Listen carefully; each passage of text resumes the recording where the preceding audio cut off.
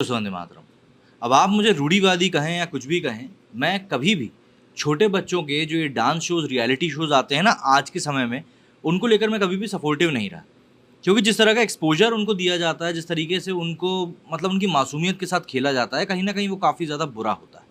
माता-पिता की भी यहाँ पर थोड़ी बहुत गलती रहती है कि उनको लगता है कि नहीं उनके बच्चे के साथ कुछ अच्छा होने वाला रहता है, तो वो भी उसके लिए एग्री कर जाते हैं। लेकिन इवेंचुअली उसके क्या कुछ दुष्परिणाम हो सकते हैं, ये शायद हम जानते भी नहीं। हाँ, पहले के समय की बात और थी, जब पहले के ऐसे रियलिटी शोज़ आते तो वहाँ पर एक मासूमियत होती थी, उन शोज़ में एक सच्चाई होती थी, लेकिन आज की दौर में तो हम सभी जानते ही हैं कि क्या कुछ चल रहा है। ऐसे में अब एक पुराने प्रकरण में एक ऐसे ही डांस रियलिटी शो को नोटिस भेजा गया है, जिसमें कि एक बच्चे से जिस प्रकार की बातें करी गईं, उसके माता-पिता के बारे में जिस प्रकार की बातें करी गईं, वो वाक़ई में ना सिर्फ़ अश्लीलता की कैटेगरी में आता है, बल्कि उस कैटेगरी में भी फ़ॉल करता है, जहाँ पर कि इन जजेस के ऊपर भी मुझे लगता है कि हमको बातचीत करनी चाहिए कि क्या इन लोगों के बच्चों से इस प्रकार की बातचीत खुले मंच पर करी जाएगी, तो क्या ये उसके लिए सपोर्टिव होंगे? वहाँ पर बैठकर तो आपने काफ़ी हँसी-ठिठोली कर ली। वहाँ पर बैठकर तो आपने उस बच्चे की मासूमियत का फ़ायदा उठा लिया, लेकिन वहीं पर बैठे हुए उसके पिता के चेहरे को देखकर साफ़ तौर पर समझ में आ रहा था कि उसको किस तरीके की इस समय प्रताड़ना झेलनी पड़ रही। लेकिन बात वही होती है ना कि आप जज बनकर बैठे हो तो आप जो भी कहोगे वो सही होगा। पहले ज़रा मामला समझ लेते हैं, फिर ट्विटर की तरफ भी चल के देखेंगे कि लोग किस प्रकार से प्रतिक्रिया दे रहे हैं। दरअसल सोनी पिक्चर्स पर प्रसारित होने वाला dance reality show super dance chapter 3 इस समय विवादों में है। राष्ट्रीय बाल संरक्षण आयोग एनसीपीसीआर ने सोनी पिक्चर्स नेटवर्क को नोटिस जारी किया है। शो के बाल प्रतिभागी और जजों के बीच अश्लील चर्चा पर आपत्ति जताई। इस क्लिप को हटाने के निर्देश दिए गए हैं। एनसीपीसीआर अध्यक्ष प्रियांक कानूंगो ने 25 जुलाई 2023 को चैनल की शिकायत अधिकारी शाइस्ता नकवी को भेजे पत्र में कहा है कि आयोग को सोनी एंटरटेनमेंट टेलीविजन पर प्रसारित dance show super dance chapter 3 का एक वीडियो ट्विटर पर मिला है। इसमें शो के जज नाबालिग बच्चे से उसके माता पिता के बारे में अश्लीलता से भरे हुए सवाल पूछ रहे हैं। ये सवाल नाबालिग बच्चे से पूछे जाने वाले बिल्कुल नहीं थे और ये सवाल बच्चों के लिहाज से काफ़ी अनुचित थे। आयोग ने कहा कि ये किशोर न्याय मतलब कि बच्चों की देखभाल और संरक्षण अधिनियम 2015 और सूचना प्रौद्योगिकी अधिनियम 2000 के तहत प्रावधानों का उल्लंघन, कंटेंट आयोग के दिशा निर्देशों का भी इसमें उल्लंघन करती है। पत्र में कहा गया है कि इस वीडियो को फौरन हटाएं, आयोग को बताएं कि बच्चों के डांस शो में ऐसे अनुचित सवाल आखिर क्यों पूछे गए, इनकी क्या ज़रूरत थी, और इस तरह के भद्दे कंटेंट को अपने चैनल पर स्ट्रीम ना करें। आयोग ने 7 दिन के भीतर एक्शन रिपोर्ट सौंपने को भी कहा है। जिस शॉर्ट वीडियो का संज्ञान इस समय एनसीपीसीआर ने लिया है, उसे जेम्स ऑफ बॉलीवुड ने 24 जुलाई 2023 को शेयर किया था। ये वीडियो लगभग 2 मिनट का है। हैशटैग बॉलीवुड की गंदगी के साथ इसे शेयर किया गया है। वीडियो के आपत्तिजनक कंटेंट है और समझने वाली बात यह है कि दर्शकों को अपने विवेक का इसको देखते हुए प्रयोग करने की सलाह तक दी गई।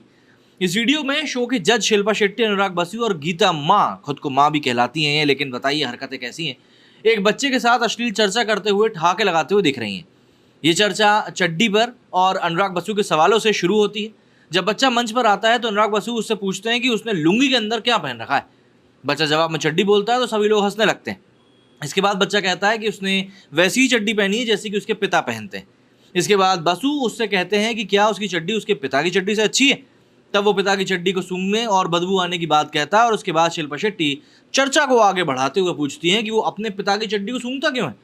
इस दौरान बच्चा ये भी कहता है कि उसकी मम्मी और उसके पापा के पैंट खोलकर पिछवाड़े पर मारती। उससे उसके माता पिता के किस करने को लेकर भी सवाल पूछे जाते हैं।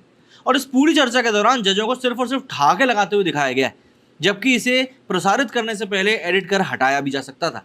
लेकिन बात वही है, फूहड़ता ही इनको दिखाना था और यही इनका एकमात्र मकसद था।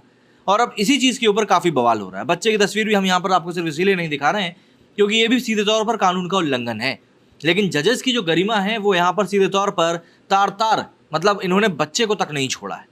किस तरह की आप बात कर रहे हो, मजाक के नाम पर मजाक को एक हद तक किया जाए तो शायद ठीक रहता है। इसको आप फ्रीडम ऑफ एक्सप्रेशन नहीं कहेंगे बल्कि ब्रीच ऑफ पर्सनल स्पेस हम कह सकते हैं। सोशल मीडिया की तरफ चलते हैं और देखते हैं कि वहाँ पर पब्लिक क्या कह रही है। ट्विटर का नया नाम मुझे भी पता चला नहीं है, इसलिए आप लोग अपने हिसाब से समझ लीजिएगा कि भैया हम इस बार कहाँ से रिएक्शन उठा रहे हैं, क्योंकि लिखा तो अभी भी ट्विटर है लेकिन लोगो जो है वो अब एक्स का हो चुका है। तो भाई ये वो ट्वीट किया है जेम्स ऑफ बॉलीवुड ने। इसके ऊपर अगर हम बढ़ें तो यहाँ पर आप देखेंगे कि दिव्या ने लिखा है कि even as a third person I felt uncomfortable with such questions, they should not air such content on national channel, absolutely disgusting. इसके ऊपर लिखा है कि no words to express how the audience is laughing at adultery, double meaning from child participants. This is how Urdu would mafia agenda instigate to ask such adultery questions to children, and when people laugh it shows success to them. This kind of stuff in future shows. But Vishwaguru and team are hell bent on supporting and promoting Bollywood and other movie industries. Bollywood से समस्या नहीं है, बॉलीवुड में जो कुछ मठाधीश बनकर बैठे हुए हैं और जिनका ये मानना है कि नहीं हम ही हम हैं तो बाकी कुछ भी नहीं है, उनके खिलाफ ये पूरी बात हो रही। यहाँ लिखा है कि intelligent parents, TRP mafias, paid audienceship and laughter background, सबका एक खेल है। यहाँ पर लिखा हुआ है कठोर कार्रवाई, घोर निंदनीय की आवश्यकता है, सरकार से हो सकती है, क्या नहीं बताया, नहीं तो हिंदू रोकने में सक्षम है। Sick what is worthy of humour here. इस तरह के घटियापन को रोकने वाला कोई नहीं है टीवी पर, जबकि सबसे ज़्यादा इस गंदगी के रोकने की ज़रूरत वहीं पर है। They should be severely penalised for this, otherwise this is a way to derive publicity cheaply and hence will be treated as encouragement. Estimate the value of publicity gain, multiply it by factor of 10 and then levy that as the fine. What the hell did I just watch. बहुत वाहियात था यार, मतलब लोगों का भी ध्यान अब गया है। ऑब्वियस सी बात है, लोग ऐसे शोज़ को ज़्यादा ध्यान से देखते हैं सिर्फ डांस के लिए, पर इस तरह की गंदगी लोग वहाँ पर एक्सेप्ट करते ही नहीं, एक्सपेक्ट नहीं करते। यहाँ लिखा है ये क्या बना दिया हमारे भारत को। सनातन में हमेशा से बच्चों के जन्म से ही ज्ञान अर्जित करने की ओर बढ़ाना सिखाया गया है।